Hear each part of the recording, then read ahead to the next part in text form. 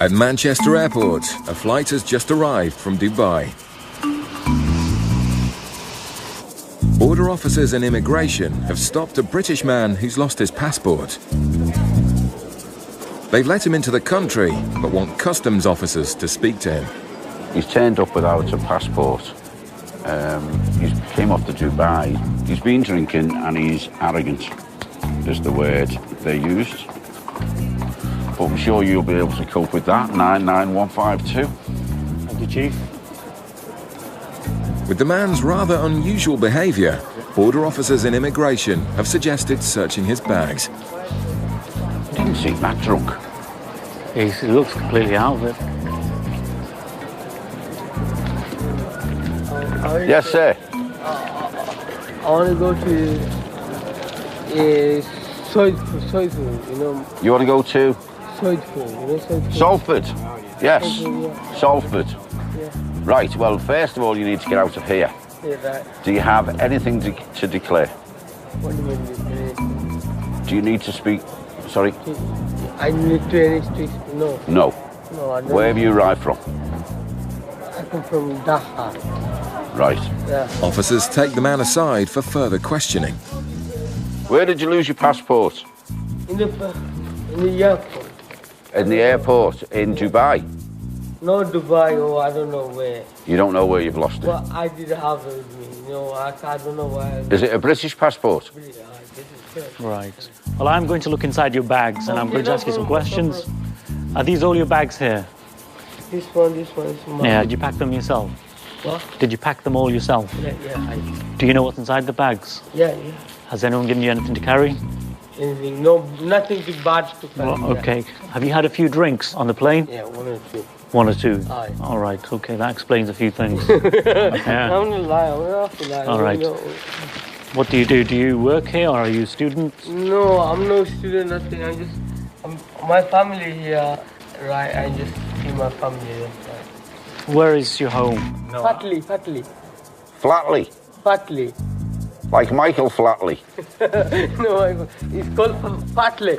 Fatley? Yeah. Which country is that? It's in Bangladesh. Right. In Bangladesh. So your home is in Bangladesh? No, my home is in England. Yeah, where in England is your home? Well, Manchester. Right. Okay. Right. My family, my mom. You went to Bangladesh to visit your family. And how long have you been away? How long? I maybe 4 weeks. 4 weeks? No, I mean 4 months. 4 months? 4 months, yeah. So quite long. It's a long time. Yeah, quite long. But what my colleague asked was, right. Do you work in Manchester? Yeah, catering. Catering? Yeah. Aye. Catering, yeah. Catering was, yeah. Even the simplest question seems too much for this passenger. It could be a long afternoon for the officers. At Gatwick Airport, a plane has just arrived from Nigeria. East Africa is a known source for Class A drug smuggling, and it's up to the UK border officers to stop and question any suspicious passengers. Just put your bags on the bench for me, sir, please. Right. Just ask you a few questions first of all. OK, so you started your journey in Nigeria, is that right? Lagos. Dubai to UK. Right, OK.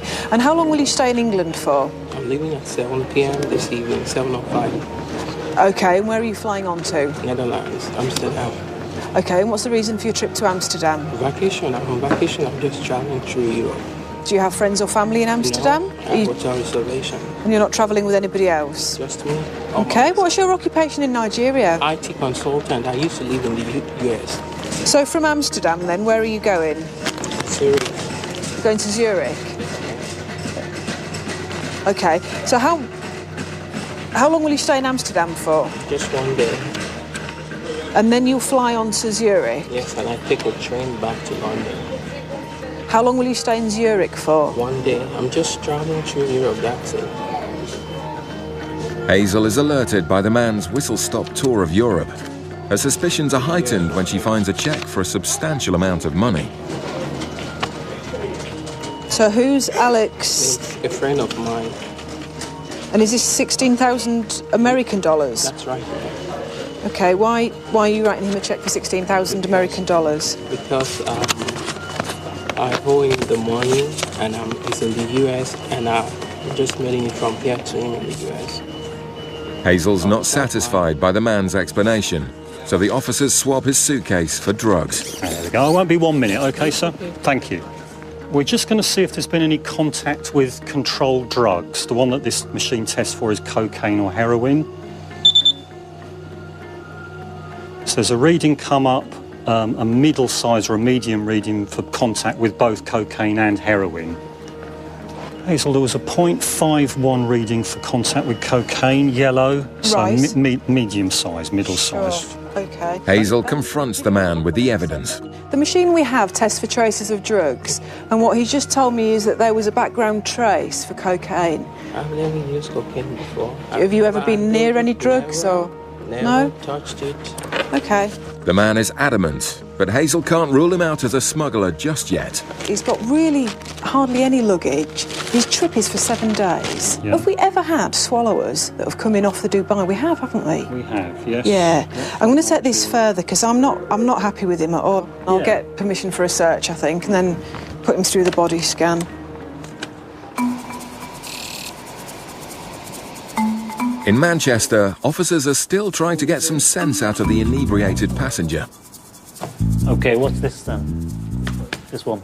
No, nothing bad, man. You Right. take it, man. It's all yours, man. You take it. All right. You're happy. No, I'm not a man. It's nothing bad. Fruit. Yeah, yeah, I mean fruit, yeah. Right, you know, you have too many cigarettes. Do you know that? 2 minutes. Here. Yeah. Only 3 packs. You're not allowed 3 packets. You're allowed an allowance of I don't know, 200. but this is my first time. I Right. swear to God, I don't know. This is my first time anyway. Okay. The officers are used to dealing with all kinds and are satisfied this man has just had a bit too much to drink. Then, aye. You might be thinking, I think because you've drunk too much. no, I'm. I think no. See, it does make me giving me a hard time. Right. I never been. It's never. If I'm drunk, obviously, it's something bad. But Right, no. nothing Listen, bad to listen, me. And why? listen to what I'm saying. Okay, boss. You've lost your passport, so you might lose these cigarettes. So I'm sticking them in here, okay? Okay, And boss, put that I in will your- appreciate it. Yeah. Don't lose that, I'll never because lose. that's all you've got left, ID-wise. Put it in your pocket. Boss, you younger than me, but I'm younger than you. give me a good lesson, and And I I'm never younger than you. forget. No, I'm just say saying. that. Say that. I'm younger than him. I'm just saying. The man is keen to explain how and why he lost his passport. I have nice flight. I have a passport, and I can't understand why. I got a passport with me, and someone saying, "Oh, I lost my passport." This, that, and passport is gone. So that makes me very bad. In the plane, they have drink. Obviously, I have a good time in the nice flight, and you know. Happy that he's heeded their warning, officers send him on his way. Thanks. All right. Okay, thank you, sir. To the left, to the left, and then right. Left and then right. Okay. Oh, watch yourself. He'd had a bit to drink, but he was a nice fella, I think. He had a bit of fruit and a few ciggies too many. I just hope he finds his way home. Okay, sir. Thank you. Bye.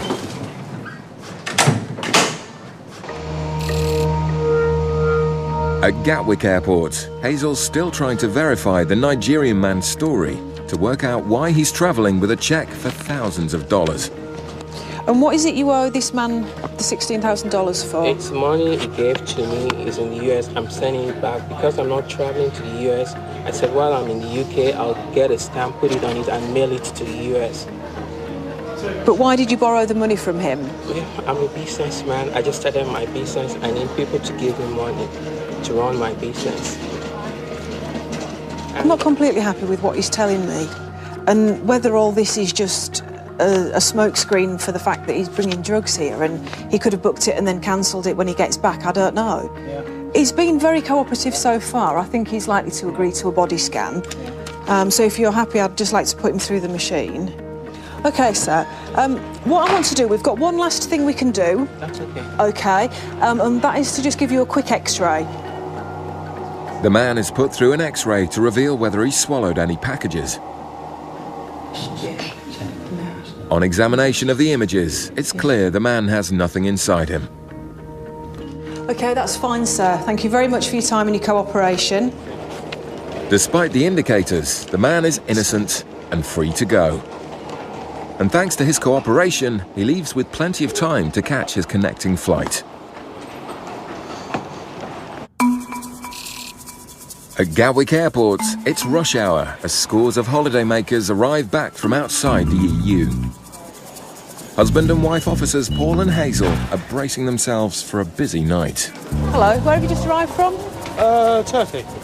Cigarettes will be their main aim as they look to intercept passengers carrying more than 200. Do you have anything in excess of your duty-free allowance? 1,800 bags. Right, OK, you can only bring 200 back each. And am I going to guess right in saying you've got more cigarettes than that one as well? OK. So you could do my job, thank you. Is there another one? Thank you. OK, I don't think I need to tell you, you know you're in the wrong. If you're found to be in possession of excess revenue goods again, you could end up being prosecuted. The tobacco seizures are already mounting up. The next flight in is from Moldova, and Hazel and Paul want to examine the bags before the passengers pick them up. On this flight, it's been known that people bring in quite a lot of cigarettes.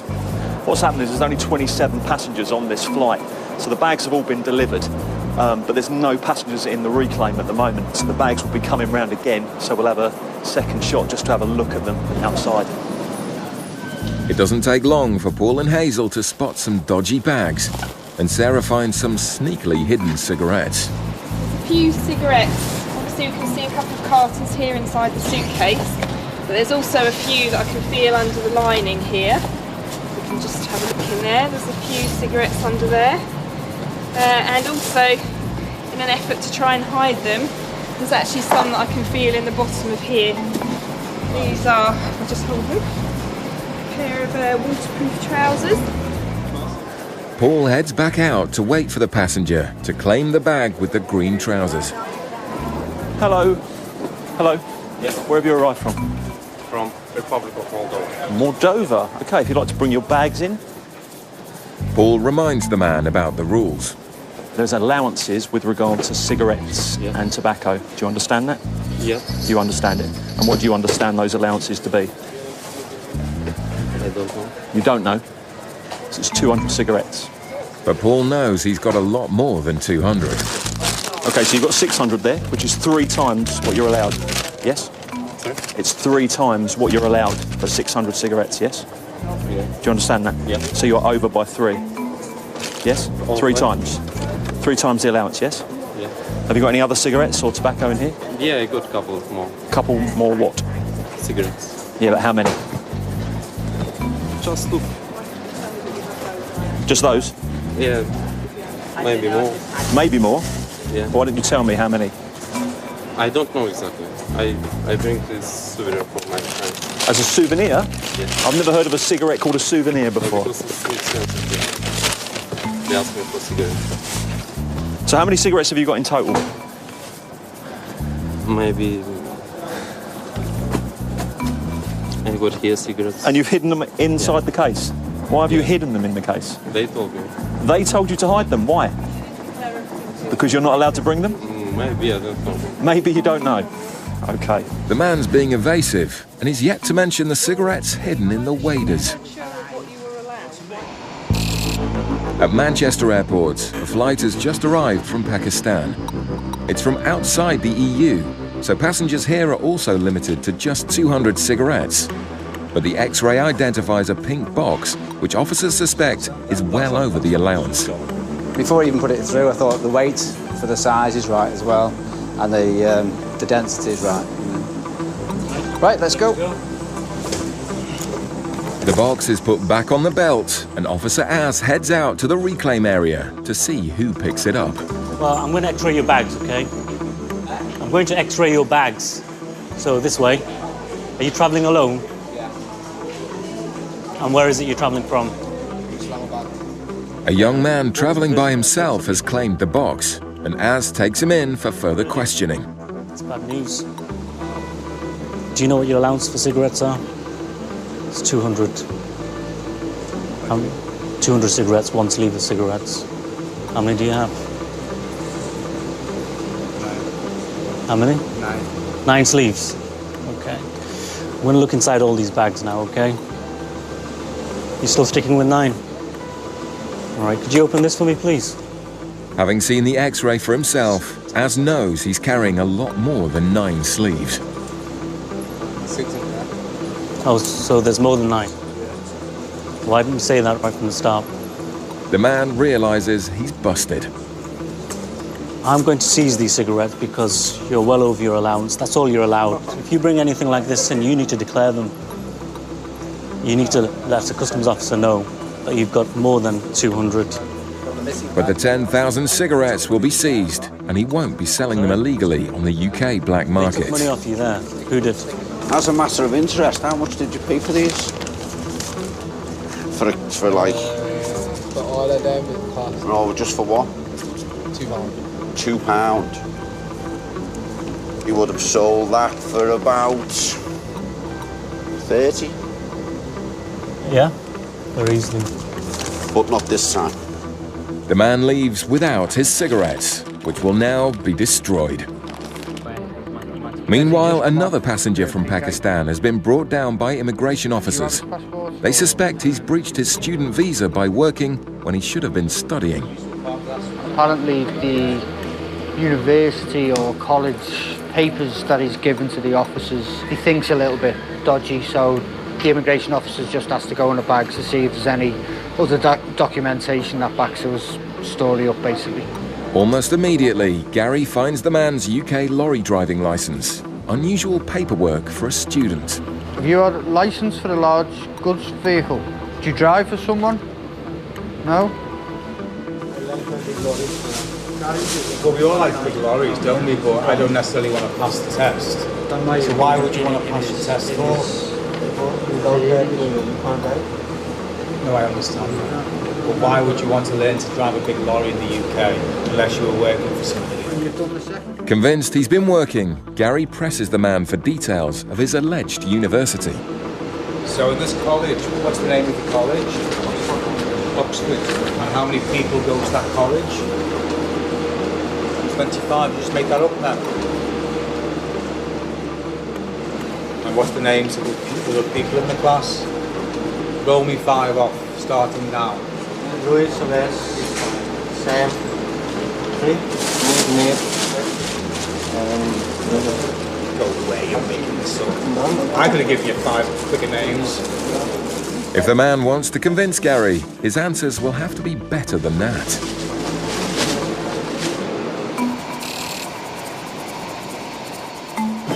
In Gatwick, Officer Paul is still talking to the man from Moldova who's hidden cigarettes in his waterproof trousers. Basically, you get a 200 cigarette allowance. Once you go over that allowance, you forfeit that allowance. So all the items that you brought in today are going to be seized, yeah? You understand that? And I think you knew it before, didn't you? That's why they were hidden. Yeah, they told me. As Paul finishes up his search of the man's bags, Officer Sarah takes him aside for a quick word. If you check the feet of those very large waterproof trousers, there's some in the feet. Oh, is there? The ones in the red bag. Cheeky. You might check the other one, because I think there might be another one in there. Pop that one back up. Pop that one back up. Sorry, bud. Bring it back up. Have you got cigarettes in the bottom of these? I don't know. You do know, don't you? Because you did it. So bring the other pair out. This Yes, yes, yes.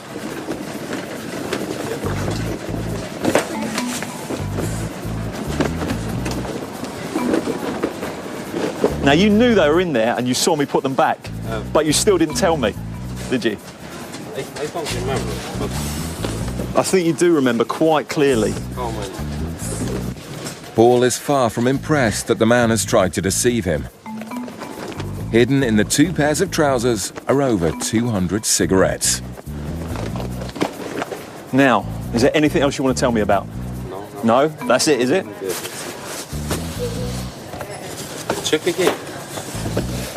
It would have been just better if you'd have been honest with me at the beginning, yes? In all, the man was trying to smuggle almost 3,000 cigarettes. Yeah, I have to say, I don't know, I've never seen cigarettes packed like this before. This is the first time for me. He'd hidden them on advice from his friends, but I think he totally knew why he was hiding them. Your passport, and you're free to go.